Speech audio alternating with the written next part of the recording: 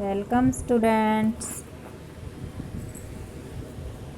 बेटा आज हम आपके लिए एक नया टॉपिक लेके आए हैं, संधि, जॉइनिंग। किसकी जॉइनिंग? जॉइनिंग ऑफ लेटर्स, यानी कि वर्णों का मेल, अक्षरों का मेल। संधि, संधि का शाब्दिक अर्थ होता है मेल या जोड़, अर्थात दो शब्दों में जब दो ध्वनियाँ, ध्वनियाँ क्या होती है? वर्ण, सिंबल, ध्वनियाँ होती जो हम अपने मुख से उच्चारित करते हैं, जैसे क, ख, ग, च, छ, ज, ये सारी क्या हैं? ध्वनियाँ हैं।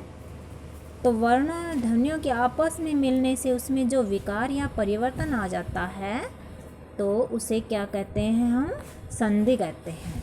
जैसे विद्या प्लस अर्थी क्या बन गया? विद्यार्थी।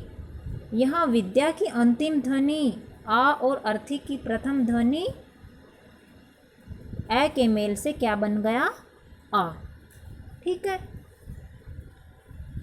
तो हमारा संधि क्लियर हो गया। किसका मेल होता है? वर्णों का मेल।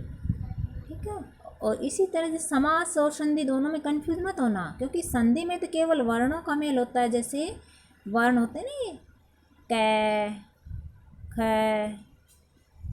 ग, ठीक है, ये सारे क्या हैं? वर्ण हैं। इनका मेल होने से परिवर्तन होता है, चेंजेस होता है, नया शब्द बनता है, नया वर्ण बनता है। और जो समास होता है उसमें क्या होता है? समास में शब्दों का मेल होता है, शब्दों का मेल। तो संधि और समास में कंफ्यूज मत होना। संधि में होता है वर्णों का मेल होता है और जो परिवर्तन आता है, और समास जो होता है उसमें शब्दों का मेल होता है और शब्दों के मेल से एक नया सामासिक शब्द बनता है। ठीक है, अब देखो यहाँ विद्यार्थी में विद्या प्लस अर्थी, तो विद्या है, जैसे विद्या, विद्या है, विद्या में आ, यह में क्या है? आ की मात्रा है। ठीक है, ये जो ये है, ये यज्ञ वाला, इसमें आ की मात्रा है प्लस अर्थी। ठीक है, विद्या प्लस अर्थी।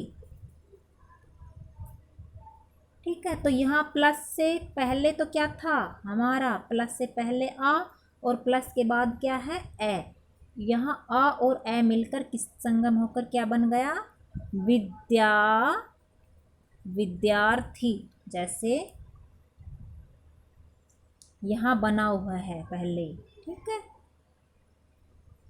विद्यार्थी, ये देखो। ठीक है, इसी तरह से जैसे मैंने एक और शब्द लिया है, मैं लिख देती हूँ, विद्यालय है, विद्यालय, विद्यालय, विद्या। इसका अगर हम संधि विच्छेद, ये संधि शब्द है, संधि विच्छेद करेंगे तो क्या बन जाएगा?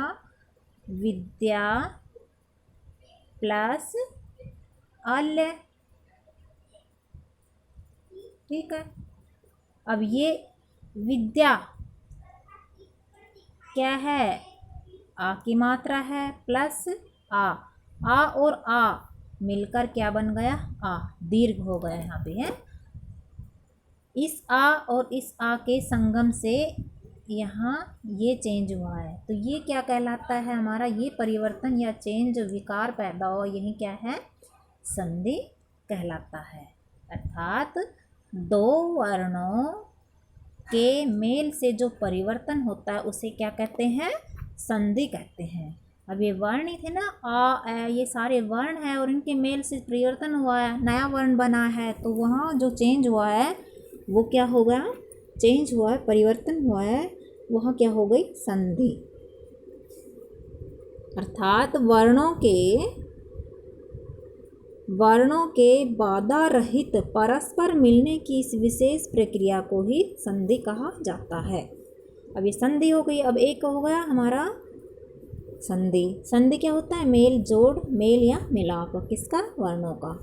अब आ गया वह संधि विच्छेद। तो संधि विच्छेद क्या होता है? विच्छेद का अर्थ होता है अलग करना, तोड़ना, खंडित करना। ठीक है, वर्णों को खंडित करने की प्रक्रिया क्या कहलाती है? संधि विच्छेद कहलाती है।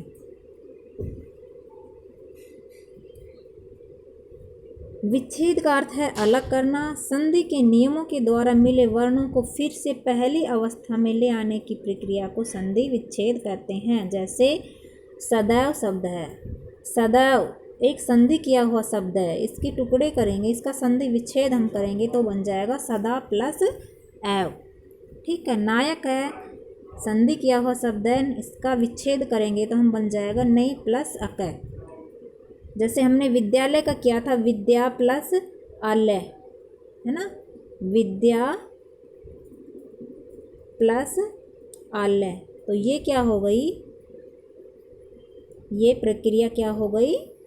संधि विच्छेद, यानी कि प्लस का निशान लगा दिया, इनको अलग कर दिया, इनमें से दोनों शब्दों को अलग कर दिया, तो ये प्रक्रिया संधि विच्छेद हो गई। संधि, अब संधि के भेद, संधि के कितने भेद होते हैं? संधि के 3 भेद होते हैं, स्वर संधि, व्यंजन संधि और विसर्ग संधि। स्वर संधि क्या होती है? जब दो स्वरों का परस्पर मेल होता है और उनमें जो परिवर्तन होता है उसे क्या कहते हैं?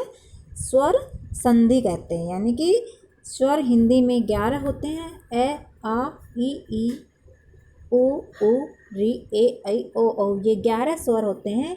इन्हीं स्वरों का जब आपस में मेल होता है तो कुछ चेंज होता है, परिवर्तन होता है, वहाँ हमेशा ही स्वर संधि होती है। यानी कि प्लस से पहले भी स्वर और प्लस के बाद भी स्वर होता है। जैसे यहाँ एक है देव, देव प्लस आलय, देव प्लस आलय, तो देव वह जो है वह में क्या है? ए मिला हुआ है, क्योंकि वह एक व्यंजन है, वह क्या है? एक व्यंजन है। ठीक है, और सारे व्यंजन किसकी सहायता से बोले जाते हैं? सारे व्यंजन स्वरों की सहायता से बोले जाते हैं। तो वह में कौन सा स्वर है? यहाँ वह में ए स्वर है, ए प्लस के बाद क्या है? देव, ए प्लस आ। ठीक है, तो ये भी स्वर है और ये भी स्वर है। स्वर का स्वर से मेल होने पर क्या बन गया? आ, यानी कि दीर्घ हो गया। इसी तरह से जो स्वर संधि होती है इसमें स्वरों का ही मेल होता है। जैसे भी हैं पर प्लस उपकार है। ठीक है, पर प्लस उपकार। अब देखो बेटा, पर रे क्या है? एक व्यंजन है, रे में क्या है? ए मिला हुआ है। जैसे रे के टुकड़े करेंगे ना, रे प्लस ए। अब ये रे में क्या है? ए, यानी कि हलंत रहित अगर रे है, यहाँ कोई भी वर्ण व्यंजन हलंत रहित है तो उसमें ए मिला हुआ है। अब यहाँ हलंत नहीं है ए के नीचे, रे के नीचे, सॉरी, तो रे में क्या है? ए। अगर हमने ए अलग कर दिया तो इसके नीचे हम हलंत लगा देंगे। तो प्लस से पहले क्या है? ए, और प्लस के बाद क्या है? उ है। ए प्लस उ, ए और ओ मिलकर क्या बना रहा है? यहाँ ओ। ठीक है, तो ये जो ओ, ये चेंजेज हुआ, ये परिवर्तन हुआ, ये भी स्वर है। स्वर का स्वर से मेल होने पर ये स्वर मिला हमें। ठीक है, तो यहाँ भी क्या हो गई? स्वर संधि। ठीक है, तो स्वर संधि क्लियर हो गई बेटा कि स्वर का स्वर से मेल होने पर जो परिवर्तन होता है वहाँ कौन सी संधि होती है? स्वर संधि। व्यंजन संधि में क्या होता है बेटा? व्यंजन संधि में व्यंजन का व्यंजन से भी मेल हो जाता है, व्यंजन का स्वर से भी मेल हो जाता है। ठीक है, ज़रूरी नहीं है कि स्वर व्यंजन ही हो दोनों, नहीं, अगर एक भी व्यंजन है तो वहाँ व्यंजन संधि हो जाती है। प्लस से पहले अगर स्वर है और प्लस के बाद व्यंजन है तो व्यंजन संधि है। प्लस से पहले व्यंजन है, प्लस से बाद व्यंजन है तो भी व्यंजन संधि है। ठीक है, तो इस तरह से व्यंजन संधि जो होती है इसमें विसर्ग का स्वर का व्यंजन से मेल होता है या व्यंजन का व्यंजन से भी मेल हो जाता है। जैसे एक उदाहरण लिखती हूँ मैं, जगत, जगत प्लस ईस, ये एक शब्द लिया मैंने, जगत प्लस ईश यानी कि जगत का ईश्वर। इसका संधि क्या विच्छेद है, इसका संधि करेंगे तो हम हो गया जगदीश। ठीक है, ये चेंज हुआ। तो यहाँ जो तय है ये क्या है, एक व्यंजन है, क्योंकि तय के नीचे बेटा हलंत लगा हुआ है यहाँ, और जहाँ हलंत लग गया वहाँ स्वर पहले से ही नहीं है। तो तय अपने आप में एक व्यंजन है, या व्यंजन का स्वर से मेल होने पर क्या कौन सी संधि हो गई, व्यंजन संधि हो गई, और विकार हमारा जगदीश हो गया। ठीक है, इस तरह से व्यंजन संधि होती है। और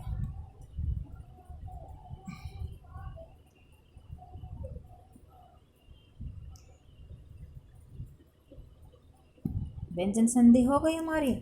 अब आती है हमारी विसर्ग संधि। ठीक है, विसर्ग संधि में क्या होता है बेटा, विसर्ग के चिन्ह क्या है, ये क्या है, विसर्ग के चिन्ह है। ठीक है, विसर्ग, जैसे हमने एक शब्द लिखा प्रातः, प्रातः, तो ये क्या है, ये प्रातः, ये जो है की आवाज़ दी है, ये विसर्ग, ये विसर्ग है। ठीक है, तो विसर्ग संधि में क्या होता है, विसर्ग संधि में विसर्ग का स्वर से या व्यंजन से मेल होता है। ठीक है, विसर्ग के बाद जैसे कोई स्वर भी हो या व्यंजन हो और जो उनसे परिवर्तन होता है वहाँ विसर्ग संधि होती है। जैसे एक शब्द लिया मैंने, मन है, मन है विसर्ग प्लस बल। अब ये विसर्ग है, ठीक है, प्लस से पहले क्या है, विसर्ग है, और प्लस के बाद क्या है, व्यंजन है, और इनके मेल से क्या बन गया, मनोबल। ये विकार पैदा हुआ है, ये चेंजेस पैदा हुआ है, मनोबल। ठीक है, इस तरह से विसर्ग संधि हो गई। अब क्या था बेटा, अब हम सबसे पहले आते हैं स्वर संधि में। तो स्वर संधि हमने जान लिया था कि स्वर संधि में स्वरों का ही मेल होता है और तभी कोई परिवर्तन होता है। स्वर संधि के कितने भेद होते हैं, स्वर संधि के 5 भेद होते हैं, दीर्घ संधि, गौण संधि, वृद्धि संधि, यण संधि और अयादि संधि। ये किसके भेद हैं, ये स्वर संधि के भेद हैं। ठीक है, अब देखो सबसे पहला आता है हमारा दीर्घ संधि। दीर्घ संधि में क्या होता है, हिंदी जो है हमारी उसमें स्वर कितने प्रकार के होते हैं, 2 प्रकार के होते हैं। ठीक है, एक तो ह्रस्व स्वर और एक दीर्घ स्वर। ह्रस्व स्वर क्या होते हैं, जिनको बोलने में, जिन स्वरों को बोलने में कम समय लगे, 1 इकाई का समय लगे, यानी कि बहुत थोड़ा समय लगे, जिन स्वरों को बोलने में 1 इकाई का समय लगे, बहुत कम समय लगे, वहाँ कौन से स्वर होते हैं, स्वर ह्रस्व स्वर होते हैं। ठीक है, और हिंदी में कितने स्वर हैं ह्रस्व, 4 हैं, अ, ई, उ, री, ये 4 ह्रस्व स्वर हैं। और दीर्घ स्वर क्या होते हैं, जिन स्वरों को बोलने में ह्रस्व स्वर से दुगुना समय लगे या 2 इकाई का समय लगे, वहाँ दीर्घ स्वर होते हैं।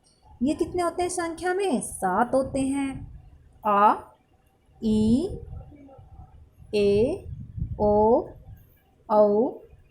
ठीक है, आ, ई, उ, ए, ऐ, ओ, औ, ये सारे क्या हैं, दीर्घ स्वर हैं। तो हमारी दीर्घ स्वर की जो संधि है उसकी परिभाषा कहती है कि जब ह्रस्व स्वर और दीर्घ स्वर आपस में निकट आ जाएं, प्लस से पहले और प्लस के बाद, यानी पास पास आ जाएं, उनका विच्छेद करने पर, तो उनके मेल से जो नया वर्ण बनता है, जो परिवर्तन आता है, जो चेंज आता है, वहाँ क्या होता है, उनके मेल से दीर्घ का परिवर्तन होता है, दीर्घ बन जाता है उन वर्णों का। जैसे ए है तो उसका दीर्घ आ हो जाएगा, ई का दीर्घ ई हो जाएगा, ऊ का दीर्घ ऊ हो जाएगा। इस तरह से हमेशा ही दीर्घ संधि में चाहे ह्रस्व स्वर हो या दीर्घ हो, दीर्घ या ह्रस्व हो, ह्रस्व या ह्रस्व हो, लेकिन हर परिस्थिति में जो चेंज या परिवर्तन होता है वो क्या होता है, दीर्घ ही होता है। ठीक है, जैसे यहाँ देखो परम प्लस अर्थ, परम मैं में ए है, ए प्लस ए और आ बन गया। ठीक है, परम, जैसे परम लिया प्लस अर्थ। ठीक है, मैं में क्या है, ए है, क्योंकि मैं एक व्यंजन है, प्लस ए के बाद क्या है, ए, और यहाँ क्या बन गया, आ बना है।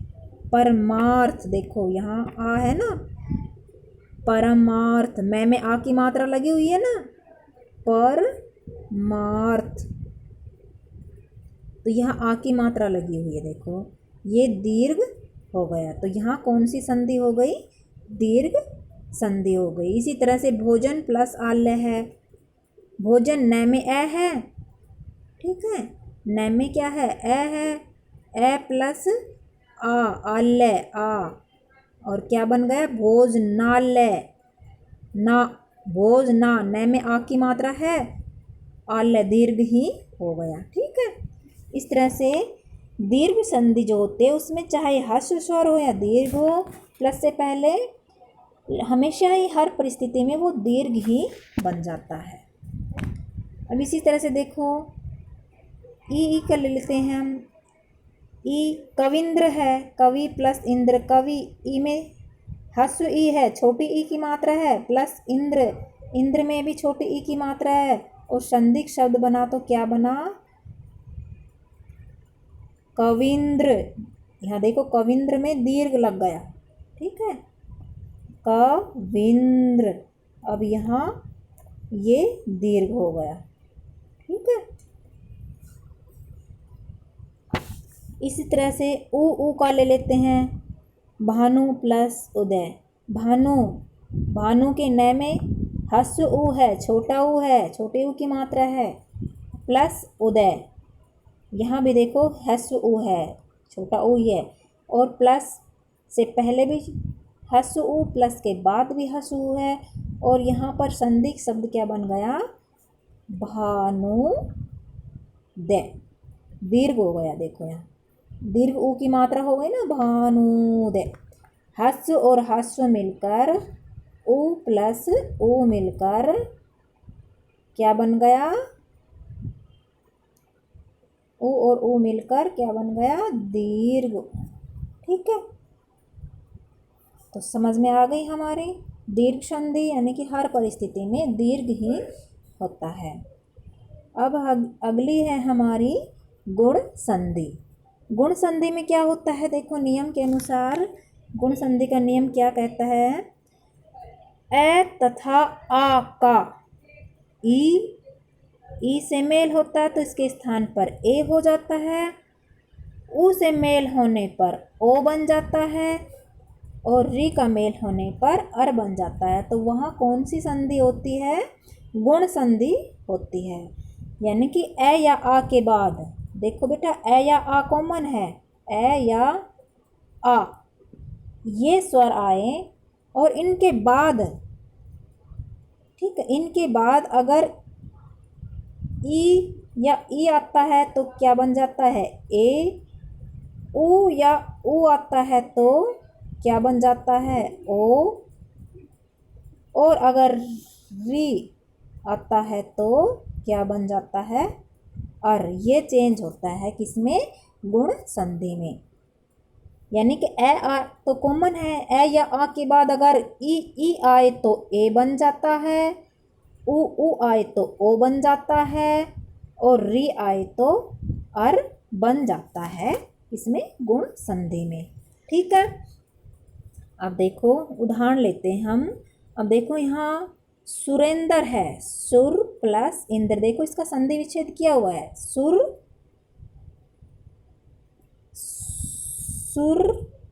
प्लस इंद्र, सुर रैम में क्या है, ए है पहले ही, प्लस के बाद क्या है, ई है, और हमारा नियम जो है ए आ के बाद ई आई तो क्या बन गया, ए। ठीक है, हमने अभी जो नियम जाना था क्या बन गया? सुरेंद्र। हर प्लस इंद्र हरेंद्र, इसी तरह से है ना। राजा प्लस इंद्र राजेंद्र, रमा प्लस इंद्र रमेंद्र। ठीक है। नग प्लस ईस नगेश। ए बन रहा था ना, तो ए और ई के मेल से ए बन रहा है। लोक प्लस ईस लोकेश। राका प्लस ईस राकेश। रमा प्लस ईस रमेश। सूर्य प्लस उदय सूर्योदय। अब ये देखो, ये अलग आ गया। नियम क्या कह रहा था? ए या आ के बाद, ए या आ के बाद ऊ आने से, ऊ आने से क्या बन जाता है? ओ। तो यहाँ सूर्य रै में ए है और प्लस के बाद ऊ है। देखो ये ऊ हो गया, ये ए हो गया। ठीक है। तो इनके मेल से, ए या ऊ के मेल से क्या बनता है? ऊ बन जाता है, ओ बन जाता है।